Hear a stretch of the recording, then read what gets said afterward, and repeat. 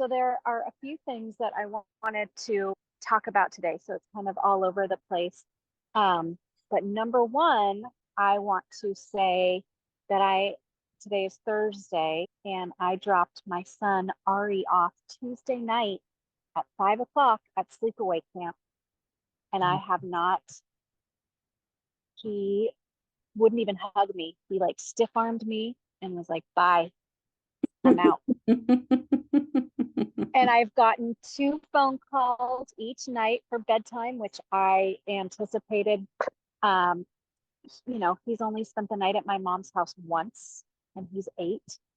And he has never spent the night away from me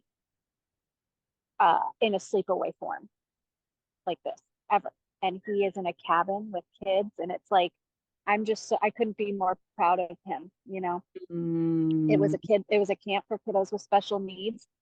And shout out to Seattle Parks and Recs and their specialized programs for offering this, like, so incredible. Oh, great. So, yeah. So I'm excited to see how that all goes, but I just like fostering his own independence, and what it has taken from me to kind of allow that is a lot of stuff, a lot of work. So proud of all of us. Congratulations. Thank you. And then I also kind of wanted to talk about, I took Ari, we went on a family vacation up to Canada with my side of the family. So my sister and her 2 kids and her husband and my mom and dad. And,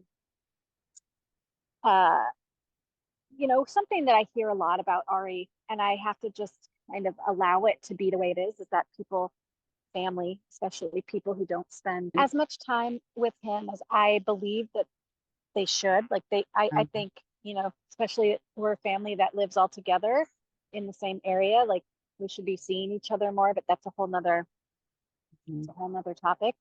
But what I wanted to say is that without fail, almost every time we're all together, I get from various family members, oh, Ari's doing so well, or I got that too. Like right? Isn't that weird? Like, yeah, he's an amazing kid, and I'm working really hard. Like we're doing these things, and he's an amazing kid. So there's some work there for me to work on. But anyway, my point was, I still get that all the time for Franco. Do you really? Franco's doing so well. Yeah, I don't. Yeah, it's so weird. As if, well, I get it. It's just something to say. They want to say something. They want to acknowledge him. They want to ask about him, and talk about him, and they don't. That's all there is to say. He's doing so well. Yeah.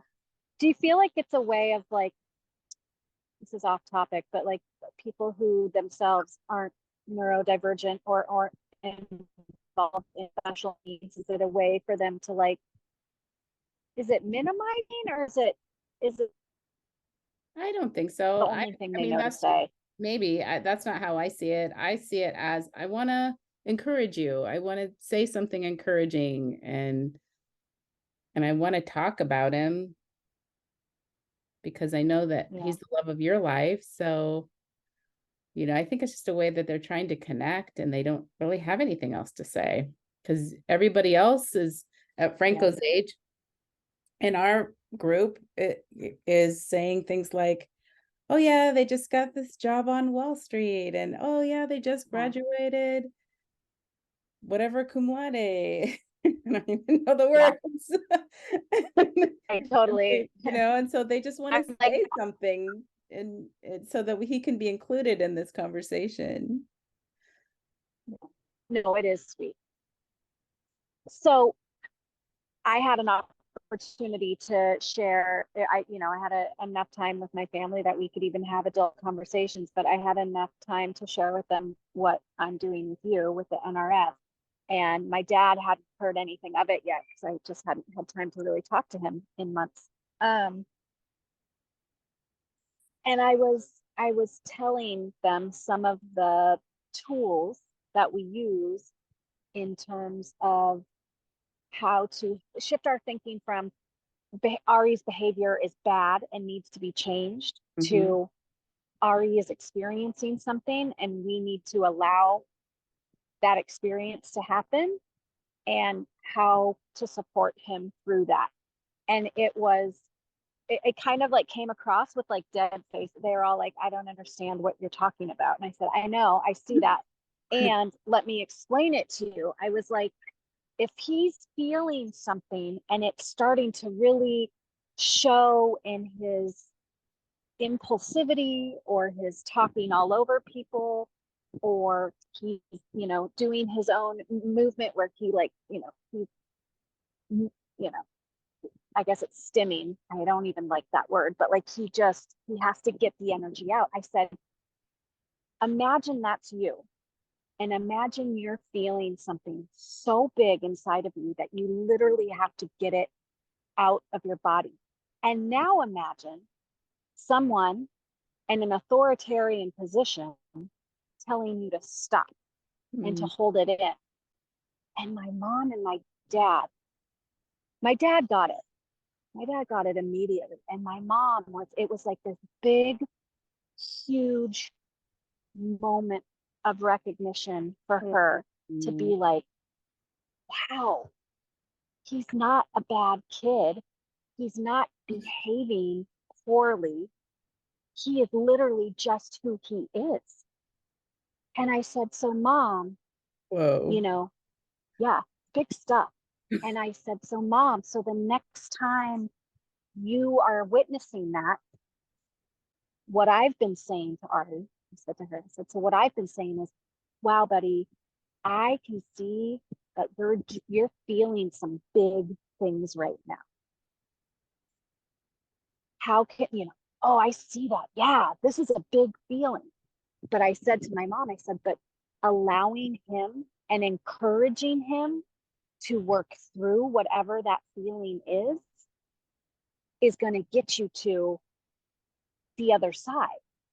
And for him, the other side is a regulated nervous system. And so I then said to her again, and I said, and it might be fleeting, with Ari, it often is fleeting. Like that can happen often and, repetitiously or repetitively, I should say. I said, but imagine, I gave the example that you've given me before, which was like, imagine you're having a huge emotional release. Someone tells you you're fine, or don't feel that way, or like it's okay. And the last thing that I want someone telling me when I'm having a huge emotional release is stop.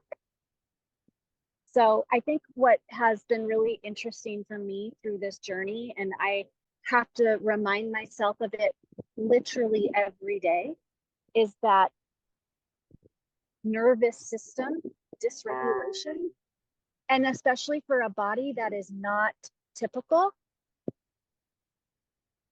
it's all the time. And once I see it as just him looking for help on how to just engage with himself like that, it has made the world of difference in terms of parenting. Wow. And then my mom, we were all in the pool, and I don't remember what triggered it, but Ari started to like, he was tired, but something definitely happened. And out of seemingly, to most people, seemingly out of nowhere, he started to get upset. And my mom just looked at him and said, oh, you're feeling a really strong feeling. And he said, I am. Wow. And then you know what, Betty?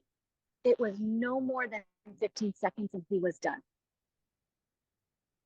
She was like, yeah, this feels like it's really important to you, or whatever she said. And I just I didn't say anything to her right in the moment, but I called her out on it later and I said, Mom, I saw you use the tools. And she said, Talia, it was amazing.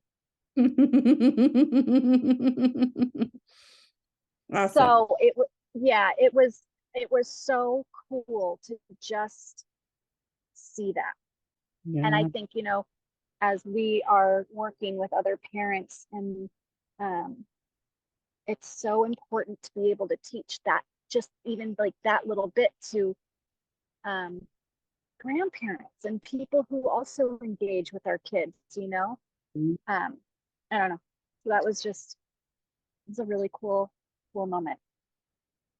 fantastic. um That is such a great yeah. story. I'm so excited.